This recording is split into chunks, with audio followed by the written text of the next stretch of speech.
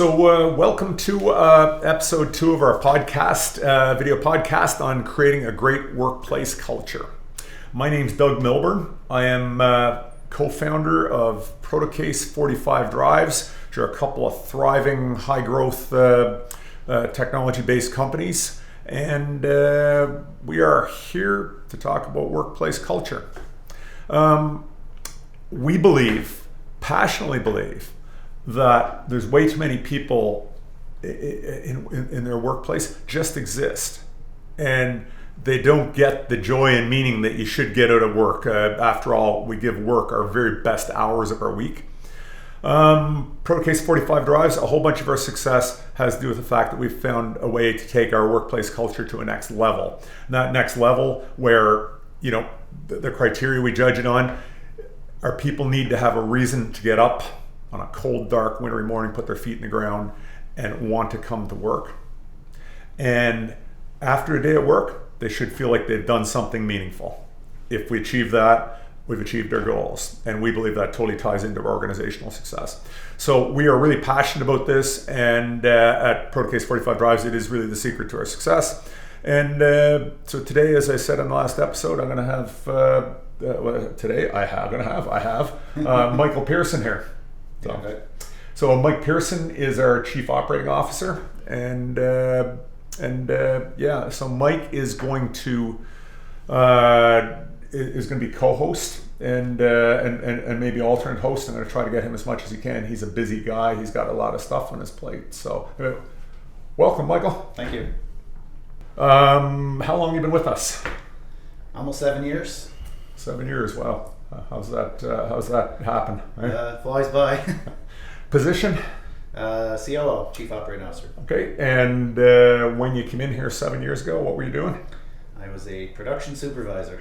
Okay, so, and your background, so we're a advanced manufacturing mass customization company, and you're in our ops side, which is common to Protocase 45. So, manufacturing background? Absolutely not. Where were you? I spent 14 years in the Canadian Armed Forces, and when I came to Protocase, I seen a job title for production supervisor, and I said, I don't know what production is, but I think I can supervise. What do you do in the Armed Forces? I was a supply technician, so supply technician. Which branch? Well, I started in the Army, went to the Navy. Got people socks. Okay. Yeah, that was my role. Yeah. Right. And you traveled around a little bit in the ships, I believe. Oh, yeah. I sailed for most of my career. Did a tour in Afghanistan, Germany for a summer. It was a lot of fun. Okay, right on. So you show up for workplace culture in the military. Let's dig into that. But first, you're in there 14, 15 years, and you made a decision to leave. You were doing extremely well in the military. Mm-hmm. I remember your resume. Yep. Yeah. So what made you leave? There was a couple things, and I didn't really realize. I don't think I didn't realize why I got out until years after. It's actually years after I got here and seen a different workplace culture. When I was in, as you said, I did do well. I was a bit of a high flyer, went through the ranks, and like most people, I thought I was there for promotions and paycheck, and the more promotions I get, the higher I get. And I didn't go in every day looking for a promotion. I wasn't those type of people, but just the work I did, people seemed to recognize it, and they kept moving me through the ranks. So what I believed at the time was that the higher I got up in the military, the more change I'd be able to affect. And that I've later found out is why I probably left, because the higher I got in the military, the less change I was able to make. When I was brand new and I was given my own storeroom to look after, I could control where everything went, and I could organize it better, and people complimented and said, wow, this is really well organized and it's good, and I could help customers get stuff faster. And then the higher I got, it just became more red tape and a little bureaucratic, and ultimately, it was a family decision as well. My daughter, I didn't want to miss her first day of school or Christmas concerts or any of those things, and I got out, and then I showed up at this place. Okay. And you talked about the ability to make a difference. Obviously important to you. Yeah, definitely. Why is that important to you? I mean, you get a paycheck, and again, we think about why. This is about why we come to work. Yeah. So yeah, why was that important to you? Well, you know what, and that's the thing, I didn't even realize it then, and it's not until till I got here and I realized how different the culture was. The first thing I noticed was it seemed loose and not enough rules, and there was nobody doing push-ups when they got in trouble. That was could have used a lot more of that, I think. But I didn't understand the autonomy of making decisions and what was backing those decisions, and how people did decision making. We were told how to make decisions, and it was very structured. And what I really learned is that it was values. It was a value-based decision-making process here. When you realize that's what everything's based off those set of values, and those values match yours, then it makes decision-making easy, and you realize what you're doing it for. And I didn't realize, and I joke about this all the time, I didn't realize I actually liked people. I didn't realize it feels good to serve somebody, and I'd always done it, and I did get joy from it previously in the past, but I couldn't point and focus that this is what's actually making me happy. I thought it was the promotions or the recognition, which that is important as well, but at a deeper level I now realize that it's more about that service to others. Yeah, it's really interesting that you think about why you come to work. We use something around here, when we teach our values. Everybody here gets taught our value statement. It's something we're going to go over in this blog. We're going to introduce you to in this podcast to Protocase's value statement. But a critical part of what we do. It's our guiding light. It's how we all get to make decisions. But when you think about this, scrubbing a floor with a toothbrush, we talk about that, don't we? Yeah. We use that to think about that. Let me share my scrubbing a floor with a toothbrush and the search for meaning in work. Scrubbing the floor with a toothbrush. I'll say to everybody, employee, you come into work, say you get paid by the hour. There's a floor to clean. The boss says, here's a toothbrush, here's a bar of soap and a glass of water. Just give that floor a good scrub. And everybody goes, in my values sessions, they go, I don't think so. We don't want to scrub floors with toothbrushes, do we? And I go, why not? Why would you want to use a mop? Why would you want to use, I don't know, maybe get one of those big floor, get one of those ride-on floor mopper things that they have and whatever else. And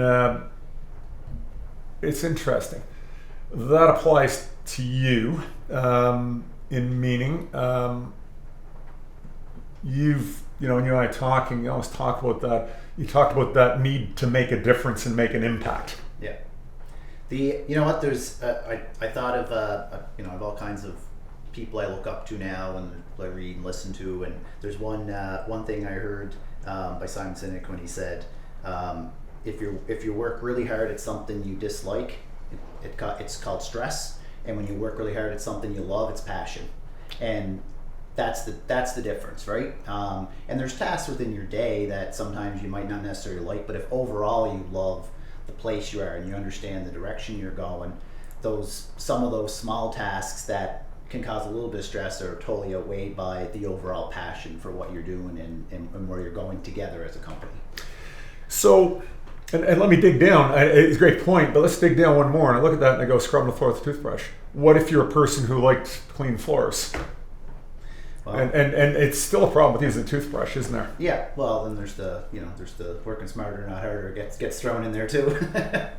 Yeah, and I think there's something about the quantity of contribution per unit effort, isn't it? Mm-hmm. I think that's what comes in. I always ask people, I say, everybody says, you say, why wouldn't you scrub a floor with a toothbrush? And, the group looks. We have so much fun teaching values here, and teaching workplace values. I do that, and I ask people, and everybody looks at you, and most of them go, I don't know, but everybody knows in their gut it'd be wrong to do that. And I've really come to think it's the impact. You're making very little impact per unit effort when you do that. Now I counter it, economists, some of the things economists say also boggled me, the classical economists trying to describe the world and people chasing their own rational economic self-interest. And I go, if it was, we'd all love to scrub floors with toothbrushes because there's a floor to clean and we're going to make more money if we do it slowly, right? There's just something in us as human beings makes us want to come in and make an impact on our group. And I think it's a real key. It's been a real key thing in my thinking that out. I shared that with you, and we think about this, and I dig in and I go, why do you want to come to work? And you said it. You want to make a difference, right? Yeah, totally. And that's the other point. We talk about this as well. I mean, so we could sideline on 1,000 different topics today. But when you say that, everyone out there that's listening to this and saying, okay, so you guys just have this ideological best place on earth to work and it's rainbows and butterflies. Well, no, it's not.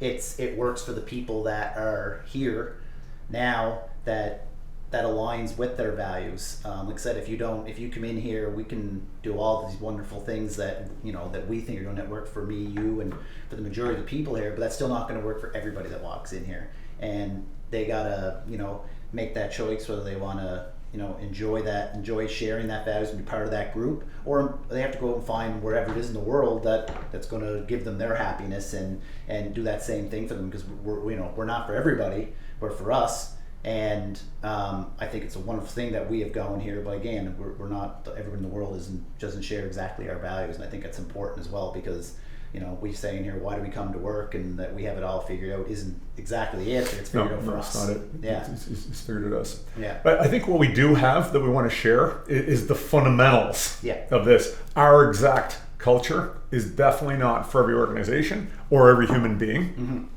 but how you get there and how you figure out your workplace culture. Yeah. And what you just said, not for everybody, recognizing the individuality of human beings. That everybody comes, you want to make a difference, you're our chief operating officer, you have this operational brain, a brilliant operational brain, and you just think process and how humans fit into it. And so you come in here, you need an open pathway where you can come in and do that kind of work. And there's a whole bunch of other work and that wouldn't fit you, and then likewise for every other human being, and thank God. And as an organization, a big part of our success, two very, very successful organizations, leaders in our field, really high growth organizations. And key to that is recognizing the individuality of human beings. And we do a lot of work. I think something to touch on. I think that's a really, really great topic to touch on. Individuality. I think when you came in, let me share my little anecdote of Mike Pearson coming in here, and I recognize Mike, hired him as production supervisor, and recognize this guy really has something. He's got horsepower, and he's got this mind that just gets everything, and he's got an intense drive, and he's got a sophistication, the flexibility, ability to learn. And Mike really did come from other Mike just kind of made light of it, but very much programmed in the culture of the military. And the culture of the military doesn't work here particularly well. We have lots of military people in here who've adapted to this. We like parts of their culture, but overall it doesn't work. And Mike Pearson came in here, and the way you dealt with humans, hard drive, little, what do I say, authoritarian, perhaps is the right way to do that. Yeah, in the style of the military. Absolutely right for that. And then, you realized very quickly and very easily that doesn't work around here. And again, in the framework of our value statement, which I can't wait, next episode we need to introduce our value statement and start talking about it. And you realize that yeah, you got to make some adaptations, and you made this cultural adaptation, which has led you to making it to the senior ranks. So. Yeah, and you know what? And I think that's and again, it's right in line with what we do here.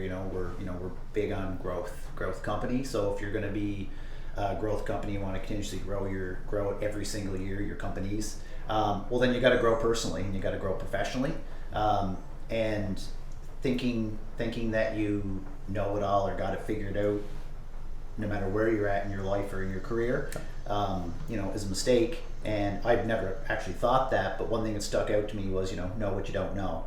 And I quickly realized I didn't know people well enough. I didn't know I liked people. Like I said, I joke about it, but I really didn't realize the value I got out of serving people, and I'd always naturally done it. So just being aware, I guess, and teaching awareness, and I think we do that well here too, just by doing things like this. We share this with our employees, we share this with our community, and people go, wow, and now they're a little bit more aware, and we're able to move forward together again and get on that same path, which I think is amazing.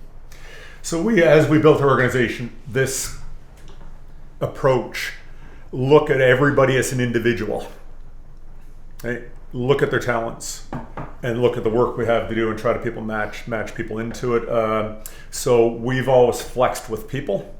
And the other thing we need to do is we need our people to flex with us. An example of that. And Mike jokes about the not liking people, and I don't know, not being in your head, not living there. Knowing you, I find that I don't take that at face value. I think it's a cultural artifact. I think really, how you bump into people in an authoritarian kind of competitive moving up the ranks kind of environment is different than it is here. So. And so you arrive here, and as we tried to figure out rapidly growing production structure, and we had been trying for years and years and years to find somebody under a title, and we're much smaller at the time, and trying to find somebody under the title of production manager. We never really found it because when we analyzed the job, we look at it and say there's really two sides to production management. And when you're at that awkward size and you only have one person in there, it's just really, really tough. And we had a series of people in through there that they either had great operational skills or they had the skills and patience. There's a patience thing for the people side of it. Because again, we're going to get into values and we're going to talk about, when you think about your organization is built of people. It's a machine built of people. If you don't look after them, they cannot look after you that's to an extent. It's a continuum on that. And so what we did actually when we first came in here is we split the duties of this rapidly growing, very, very challenging environment. Really cool approach to manufacturing and manufacturing management that we do here, and then the need to bring in people really rapidly and make the whole thing work and really get a culture to gel. We were getting our own culture to gel at that point, weren't we? Definitely. We had yourself and we had Lloyd Brown, and we teamed you guys. You can talk about teaming? Yeah, so really interesting getting teamed up with Lloyd. Looking back then, we were complete opposite people. I would say, again, me teasing myself here a bit on the people part, where I was all about structure and process and putting things together, and Lloyd absolutely couldn't stand that side of things, but he just has a natural way of people. He's just a people person. So that kind of actually drove us nuts about each other. So in kind of was I thought it was a joke at first. Doug decided to put us in an office together, and but we quickly worked that out, and we realized, again, individual talents, individual things we liked and disliked, we just naturally started passing them off back and forth between each other. And I think that was probably the key to any success we had with starting to build better culture and starting to figure out scalability and all those things that we were trying to do. And it's difficult. It was a difficult task. It's difficult to opposite thinking people, but what was key was we had the same goal, and it aligned with the goals that the company had, and it just worked. We were all moving in the same path. Yeah, it's really fascinating. And what I've learned, what Mike's learned, what's Lloyd's learned. We all came in with our skills. I'm an entrepreneur. I have the dream of putting this organization together.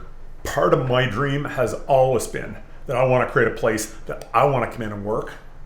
I don't want to come into a place where everybody, a toxic work environment, and I don't want to come into a place where I have to, beat people with a stick to get them to do their work. I want to come into a place because I love my work. I absolutely, and just like Mike, Mike just loves his work, and I want to come into a place like that. And learning how to do this and all these elements, I think, key element we touch on common purpose, right?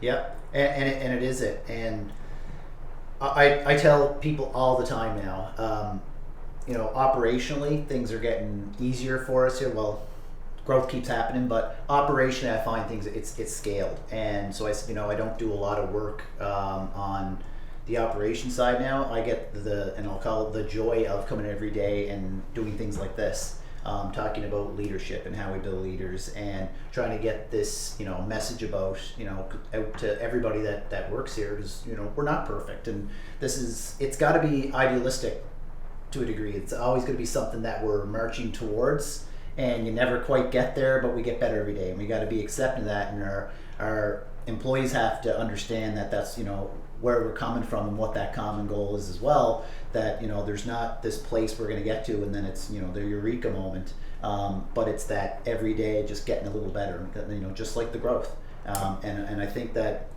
if they realize that, they'll be a little more patient with us and understand what we're trying to do, and then again that's going to make that inspiration to come to work every morning and that fulfillment at the end of every day, because they're putting out good work and they understand what we're all trying to do together as a team. So that's kind of key to me now. Yeah, and I think about this, and I think about my feelings of going into this. And I think about the story of you coming in, Lloyd coming in, and Lloyd joined us from. He worked for a major telco and ran a service division. Very passionate about service and a tough environment on its own. Old school corporate and a tough environment in ways. And you watched you guys come in, just like everybody else in here, and as as one of the co-founders of the company, I talk to everybody when they come in. I train everybody on values. We go over our workplace values. Those values contain the highest level guiding lights that we can all work towards, and those where we talk about why we're all here, how we do it as a team, and then when you work as a team, how do you work as a team, and how do you get along, and how do you get around all the things, all the toxic workplace stuff that crops up and gets in the way. It gets in the way of your organization. But I think even more important, well, equally important, I mean, this organization has its interest, and then there's the individuals who are in the organization have their interest. I just think it's mission critical that human beings can come into a workplace and feel good about it, feel good about their boss, the next person up in the hierarchy, but they've got to feel good about the people around them too. Mm-hmm. And to do that, there's a process that has to happen of figuring out who we are and distilling people into the right jobs that feel good for them, and also, and there's got to be success there, right? We come in, we got a common purpose. We're a team. For a hockey team, and you get somebody who really can't skate, it's not going to work because we have a common goal we're working towards. But how do you make everybody succeed, right? Well, put them in the right places, set up the right people structures around them, and give them those guiding lights. Yeah, and setting up people's day, and I think it's key is not everybody's for every position, not everybody starts in the right spot, and with the company you need to be in a different spot, but it comes down to production level for what we continuously talk about is how you start someone's day, right? You don't know what people's lives, what they're coming from every day. They could have the best life in the world, they could be coming from absolute misery that we don't know about, and when they walk through our front doors and they come in and they go clock in, right? What do we want? What's the basic expectations that I have to production leadership? Is that their equipment works, their equipment's there. Someone comes, says hello, good morning, how are you, cares about you, and you're able just to go and right away and be productive, right? Go start doing the thing that we hired you to do and that you're good at and that you add value. So you're able to start doing that. As compared to coming in and your computer doesn't work and you're missing your tools and no one comes and says hello or goodbye to you and you leave at the end of the day, right? Who wants to work in that environment? So the basic things that I think that companies don't realize out there, that those simple, most basic things are just the start, right? Before you go and try to be Google and start putting slides in and everything else, right? That's not what's going to make people happy. You can have all the slides you want. If no one's saying hello and goodbye at the end of the day and telling you did a good job, you're not going to be happy, and you're not going to want to go to work. So I think that's really key in what we're striving towards here. So yeah, if I could put the words, just fundamentally caring about each other. Mm-hmm. Yeah, they care about each other. And to say most companies, people don't care about each other would be truly wrong, mm-hmm. right? But I think the caring gets lost amongst the trying to keep busy and try to make the organization work and move the organization forward. Yeah. So and you have to work. You have to work hard all the time, don't you? Mm-hmm. Oh, totally. To make sure you have people that report to you. Yep. Our view is that you own their well-being. Yep. You as the manager are responsible for their well-being. And why? Because if they're not well, whatever that means in their job, emotionally well, able, everything they need to perform the job properly, whatever else, it's just not going to work, is it? No.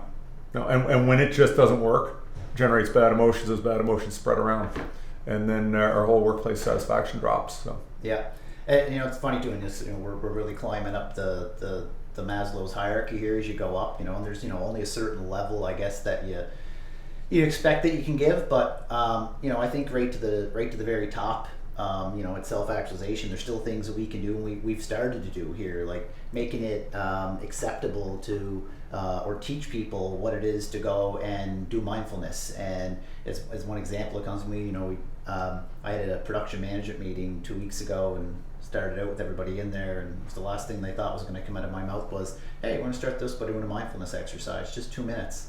We're busy, we got all this operation stuff going on, and what I wanted everybody was just to sit. We turned it on, it was guided, 2 minutes, and just breathe. And I said, everybody feel afterwards, right?